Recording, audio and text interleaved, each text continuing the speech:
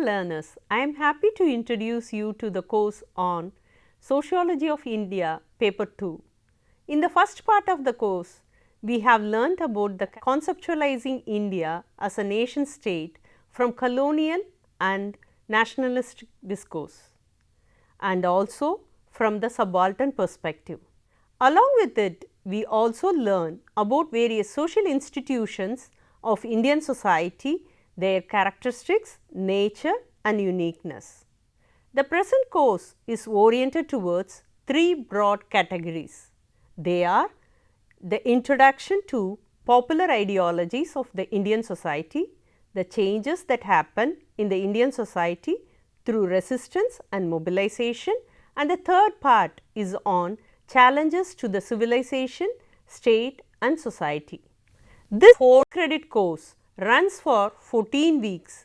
The course covers popular ideologies and approaches, conversations and debates that shaped the Indian society. Initially, social sciences in non-Western countries like India were linked with the needs of colonial governmentality. The practice of constructing national traditions after setting up political boundaries was the core focus of sociology and social anthropology. The study of Indian society, which shaped the understanding of social phenomena and contributed to the development of the theory in these disciplines, is based on the conversations and debates. Indian sociology has a variety of ideas and debates. To understand Indian society, the ideas of Gandhi and Ambedkar are so relevant and important too. Though they do not form the sociological tradition, their contributions are the basis and the foundation for understanding the Indian society from the sociological perspective. Their ideas and the ideologies reveal the Indian society with more clarity. Most of the primary works in Indian society were using Indological and ethnographic approaches. Indology is both an approach to study the Indian society and also an independent discipline with Indian society as the subject matter. In both the form, Indology consists of studying languages, beliefs, ideas, customs, taboos, codes, institutions, rituals, ceremonies and other related cultural components. Ethnographic methods are a research approach where you look at people in their cultural setting, intending to produce a narrative account of that particular culture against a theoretical backdrop. This form one of the predominant bases for the knowing of Indian social structure. These ideas and ideologies will be the first part of the present course. These contents will be covered in the first 4 weeks of the course.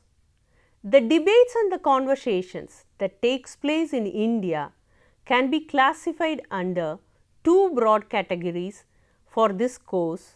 The first one is change and progress and the second one is challenges. In the change and progress, concepts of resistance, mobilization, change will be the core, where the Dalit politics, mobility and change, social movements with special reference to women, peasants and ethnicity are dealt with. A social movement requires a sustained collective action over time. Such action is often directed against the state and takes the form of demanding changes in the state policy and practice. Those practicing in a social movement have a shared objectives and ideologies.